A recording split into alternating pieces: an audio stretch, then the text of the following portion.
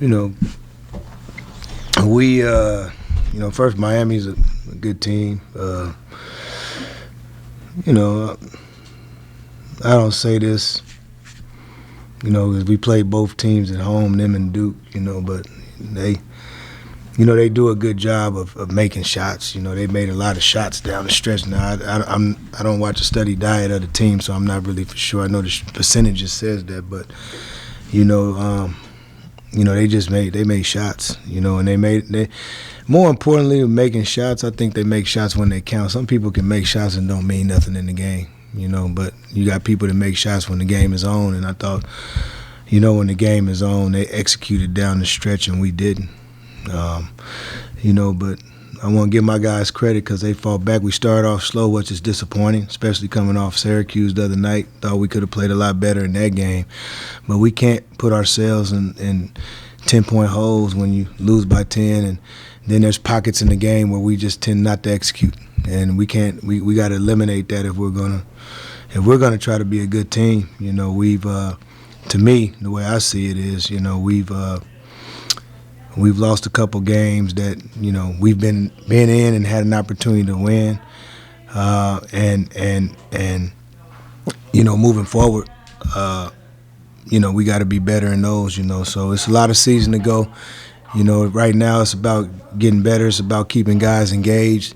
And that's the biggest thing that I want to do moving forward this group.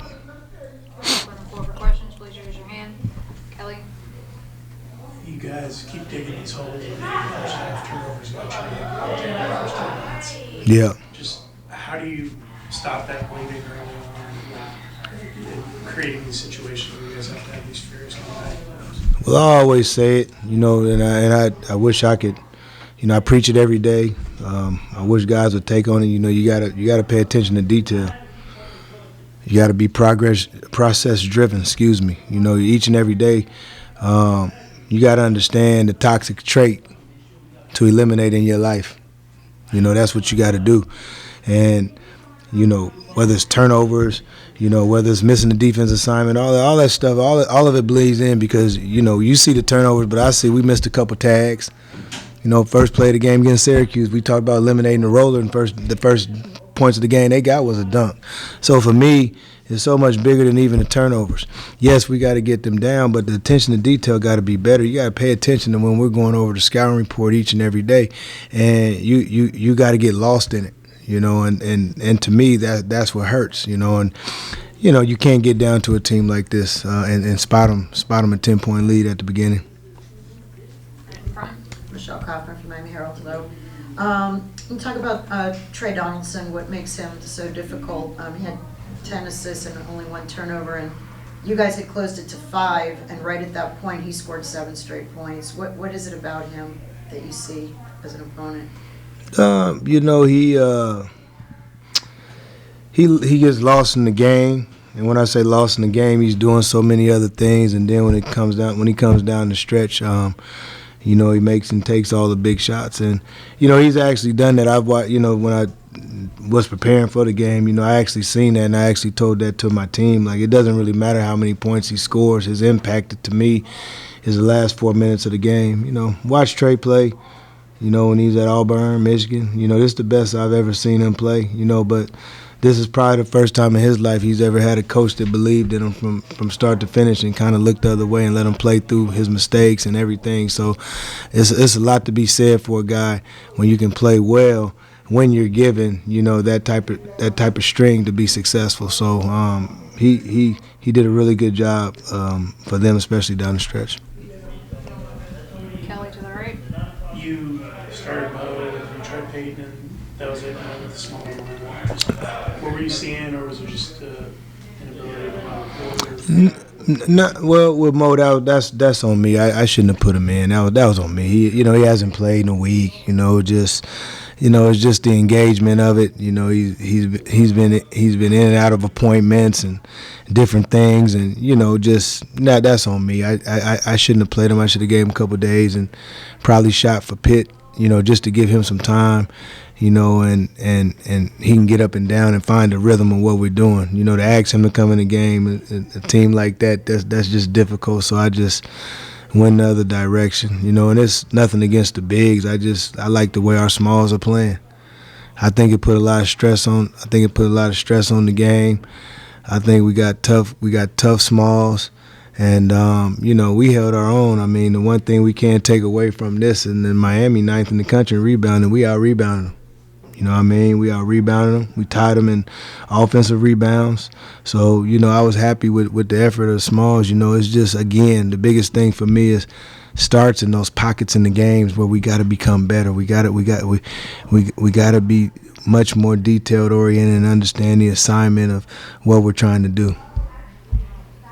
Ask another one about, I don't know, how well do you know Jay Lucas? And for a guy who's 37 years old to be in his first head coaching job, you know, you just talk about the job that he's doing so far.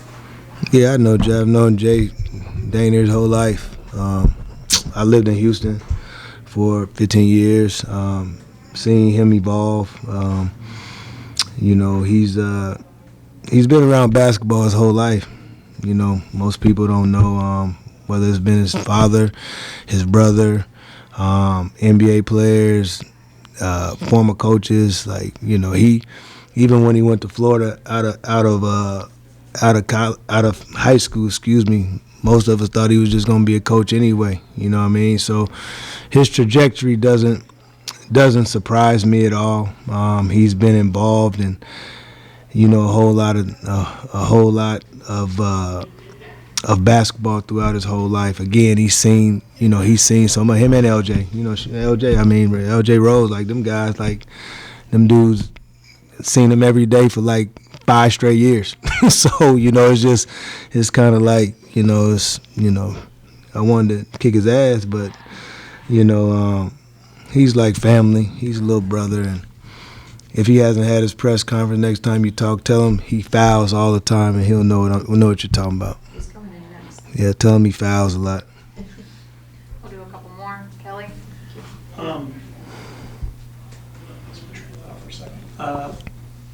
When you kind of look at how the team's playing, and is there something in particular you can do to try to spark things earlier in the game to get the offense going? It seems to us that is it just not feeding off defensive stops, or? Well, for lack of a better term, you know, we got to get a go-to guy.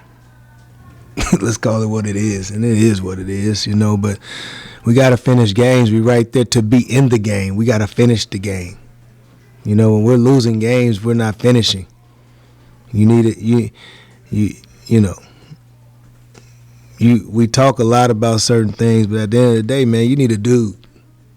You gotta have a dude, you know what I mean? And somebody has to step up, you know, in those moments. And, you know, I think we got really good players, but we gotta have somebody start finishing. You know, that's what it comes to, man. You know, as bad as I feel at this moment, we've lost 3 ACC games, and it was a 5-point game with under 4. Gotta finish. Gotta finish something. You just have to. You have to. You got to finish. And, you know, and when you don't have that go-to guy like that, where it could be a different guy every day or every game, you got to execute. You got to pay attention to detail. You can't suck on the ball when you shouldn't. You got to just pass the ball and make the play right in front of you. But, you know, we'll figure it out. It's not that you can't win that way. But, you know, there has to be a little more resistance to the things you can't do on the floor in those moments.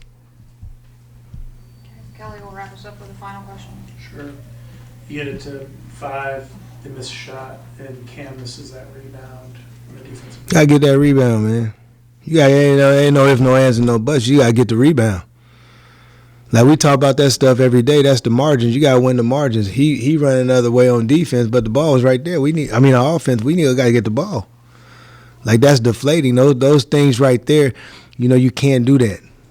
When you're trying to win the game, and especially when you're trying to beat a team like this, you got to get a rebound. You just have to. You can't leave that on the table. You just can't. Not that time. All right. Thank you, Coach. Yeah. Thank you.